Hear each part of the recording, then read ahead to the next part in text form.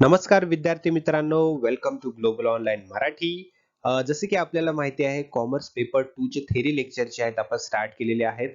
तर आजच्या लेक्चरमध्ये आपण महाराष्ट्र सेट परीक्षा 2022 साठी what is EU, ASEAN, SAARC and NAFTA हे आपण बघणार आहोत.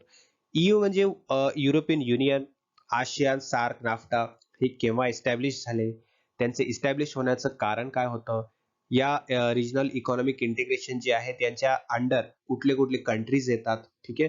कोणत्या ट्रीटीच्या अंडर किंवा कोणत्या कॉन्फरन्सच्या अंडर हे रिजनल इकॉनॉमिक इंटिग्रेशन जे आहेत ते इस्टॅब्लिश झाले होते. या प्रकारचे सर्व माहिती तुम्हाला आजच्या लेक्चरमध्ये मिळणार आहे. तर व्हिडिओ जो आहे तो शेवटपर्यंत पहा. खूप इन्फॉर्मेटिव्ह व्हिडिओ आहे तुमच्या एक्झामिनेशन पर्स्पेक्टिव्हने, ठीक आहे. जर तुम्ही हा व्हिडिओ पहिल्यांदा पाहत असाल तर मी तुम्हाला सांगू इच्छितो की ग्लोबल ऑनलाईन मराठीवरती रोज 4 वाजता आपला थेरी लेक्चर असतो कॉमर्सचा, ठीक आहे. Specially for the commerce students who are preparing for upcoming 2022 Maharashtra set examination. Okay. तर रोज संध्याकाळी 4 वाजता तुम्ही ग्लोबल ऑनलाईन मराठीवरती कॉमर्सचा थेरी लेक्चर पाहू शकता.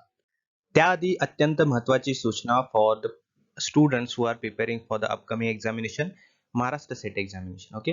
कॉमर्स पेपर 2 च्या प्रिपरेशनसाठी आम्ही फुल कोर्स प्रोव्हाइड करत आहोत. त्या फुल कोर्समध्ये तुम्हाला 10 फुल सिलेबस टेस्ट मिळणार आहेत, जे की 1000 MCQs त्यामध्ये तुमचे कव्हर होणार आहेत आणि हे MCQs तुम्हाला डिटेल सोल्युशन सोबत मिळणार आहेत आणि त्यानंतर PYQs 2015 पासून 2021 पर्यंत त्यामध्ये सुद्धा 1000 MCQs तुमचे डिटेल सोल्युशन सोबत कव्हर होणार आहेत. हे जे दोन्ही टेस्ट आहेत याचं डिटेल सोल्युशन तुम्हाला मिळणार आहे. याचा अर्थ की जेव्हा तुम्ही टेस्ट सबमिट कराल त्याचं तुम्हाला डिटेल सोल्युशन, तुम्ही दिलेल्या टेस्टचं डिटेल सोल्युशन, तुम्ही कशा प्रकारे टेस्ट दिलेली आहे, काय चुकलेलं आहे, काय बरोबर आहे आणि चुकलेलं असेल तर त्याचं राईट स्पष्टीकरण काय आहे हे तुम्हाला मिळणार आहे, ठीक आहे. जेणेकरून तुम्ही तुमचं प्रिपरेशन जे आहे ते अपग्रेड करू शकता. त्यासोबतच तुम्हाला 10 फुल सिलेबस नोट्स मिळणार आहेत, म्हणजे प्रत्येक नोट ही तुमच्या प्रत्येक युनिटवरती असणार आहे. 10 युनिटचे 10 नोट्स तुम्हाला मिळणार आहेत. त्यासोबतच व्हिडिओ लेक्चर सुद्धा मिळणार आहेत प्रत्येक सिलेबस प्रत्येक टॉपिक वरती, ठीक आहे. तेही मराठी आणि इंग्लिश या दोन्ही लँग्वेज मध्ये. हा कोर्स जर तुम्हाला जॉईन करायचा असेल तर या नंबरवरती व्हॉट्सअप करा. याची फीस आहे फक्त 5,000 रुपये, ठीक आहे. पेपर 1 साठी सुद्धा आम्ही तुम्हाला फुल कोर्स प्रोव्हाइड करणार आहोत, जे की 50 मॉक टेस्ट त्यामध्ये कव्हर होणार आहेत. फुल सिलेबस नोट्स, व्हिडिओ लेक्चर्स आणि तुमच्या प्रॅक्टिससाठी MCQs आणि PYQचं PDF तुम्हाला यामध्ये मिळणार आहे, ठीक आहे. पेपर 1 साठी सुद्धा तुम्ही व्हॉट्सअप ग्रुप जॉईन करू शकता. जर तुम्हाला जॉईन करायचं असेल तर या दिलेल्या नंबरवरती तुम्ही कॉन्टॅक्ट करू शकता. Regional economic integration and it's levels, ठीक आहे. रिजनल इकॉनॉमिक इंटिग्रेशन्स काय असतं? हे इंटिग्रेशन्स एका पर्पज साठी असतात, ठीक आहे. काही कंट्रीज जे असतात ते कंट्रीज एका पर्पज साठी, त्यांचं पर्पज असतं की जे बॅरियर्स असतात इंटरनॅशनल बिझनेस मध्ये, जे बॅरियर्स असतात ते आपण लास्ट लेक्चर मध्ये पाहिलं होतं. तर ते बॅरियर्सला एलिमिनेट करण्यासाठी, त्या बॅरियर्सला कमी करण्यासाठी काही कंट्रीज जे आहेत ते एकत्र येऊन एक इंटिग्रेशन करतात आणि बिझनेस करतात, ठीक आहे. याला रिजनल इकॉनॉमिक इंटिग्रेशन असं म्हटलं जातं. Regional economic integration is a process in which 2 or more countries agree to eliminate economic barriers.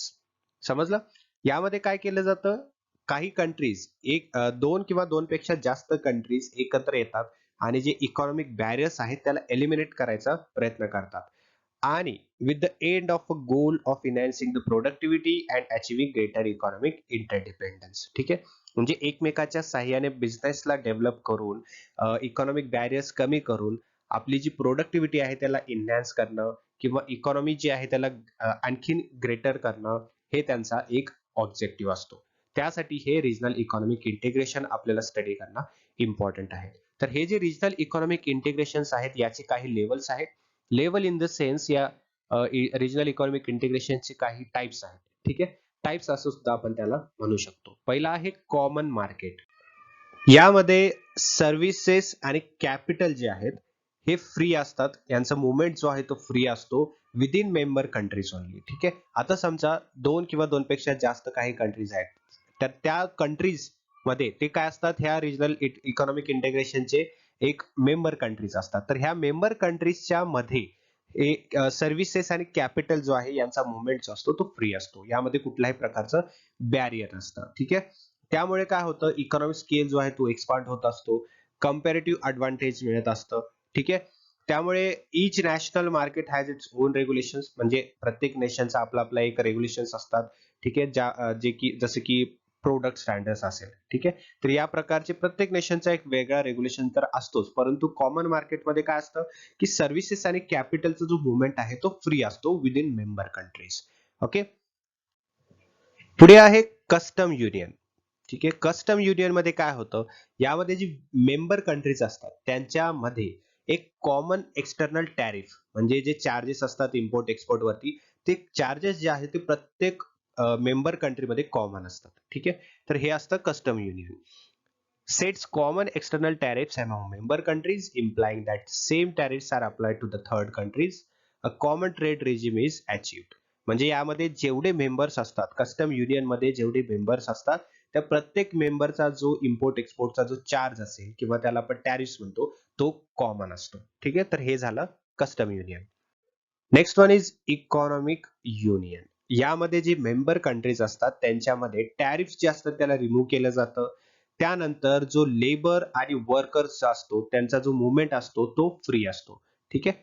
There are also free movement of labour enabling workers in a member country to move and work in another member country. ठीक आहे. Next one is free trade area. Tariffs, a tax imposed on exported goods, between member countries are significantly reduced, some abolished altogether. Each member country keeps its own tariffs regarding third countries, including its economic policy. ठीक आहे. तर free trade एरियामध्ये काय होतं, tariff जे असतात त्याला कमी करण्याचा प्रयत्न केला जातो मेंबर कंट्रीज मध्ये.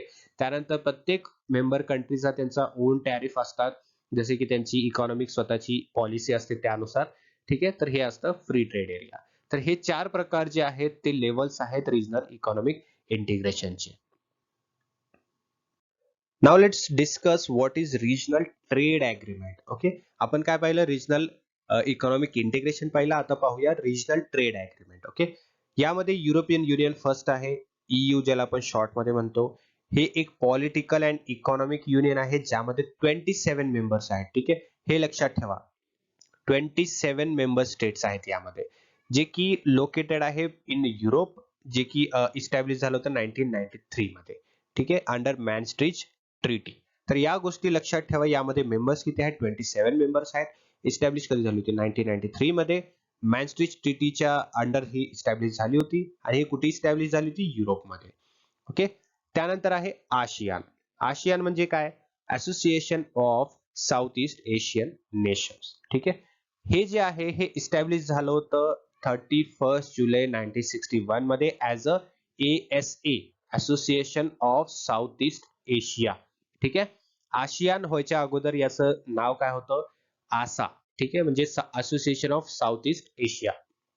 त्यानंतर 8 ऑगस्ट 1967 ला त्याला रिप्लेस केलं गेलं ASEAN, association of south east Asian nations. हे सुद्धा एक पॉलिटिकल अँड इकॉनॉमिक युनियन आहे ज्यामध्ये 10 मेंबर स्टेट्स आहेत, जी की साऊथ ईस्ट एशियामध्ये आढळत असतात. Okay. Which promotes inter governmental cooperation, facilitates economic, political, security, military, educational, and socio-cultural integration between its members and other countries in Asia. ठीक आहे. तर हे आहे आपलं आशिया, जे की 31 जुलै 1961 ला ऍज अ आसा ते इस्टॅब्लिश झालं होतं. जर आसा कधी इस्टॅब्लिश झालं होतं हे विचारलं तर तुम्ही ही डेट सांगू शकता. ही डेट आपल्याला ऑप्शन मध्ये सिलेक्ट करायचे. आणि आशियान बद्दल विचारलं तर 8 ऑगस्ट 1967. किती मेंबर्स आहेत, 10 मेंबर स्टेट्स आहेत. Next one is SAARC, South Asian Association for Regional Cooperation. Short मध्ये आपण सार्क ज्याला म्हणतो. हे एक रिजनल इंटर गव्हर्नमेंटल ऑर्गनायझेशन आहे किंवा याला जिओ पॉलिटिकल युनियन सुद्धा म्हणतात. ठीक आहे. जे की साऊथ एशियाचे जे कंट्रीज आहेत यामध्ये आढळत असतात. अफगाणिस्तान, बांगलादेश, भूटान, इंडिया, मालदीव्स, नेपाळ, पाकिस्तान आणि श्रीलंका हे त्याचे मेंबर्स आहेत. 8 डिसेंबर 1985 मध्ये हे इस्टॅब्लिश झालं होतं. कुठे, ढाकामध्ये. ओके. हा प्रश्न येऊ शकतो एक्झामिनेशनला, हे लक्षात ठेवा. 8 डिसेंबर 1985 ला कुठे फाउंड झाली होती, ढाकामध्ये. ओके. सार्कचा फुल फॉर्म काय आहे, South Asian Association for Regional Cooperation. Next one is NAFTA. NAFTA म्हणजे North American Free Trade Agreement, NAFTA, which was enacted in 1994. and created a free trade zone for Mexico, Canada, United States. Most important features in US Mexico bilateral commercial relationship. ठीक आहे. हे नॅफ्टाचं main feature आहे. तर नॅफ्टा कधी establish झालं होतं 1994 मध्ये. हे काय आहे? North America free trade agreement ज्यामध्ये मेक्सिको, कॅनडा आणि युनायटेड स्टेट्स हे मेंबर्स आहेत.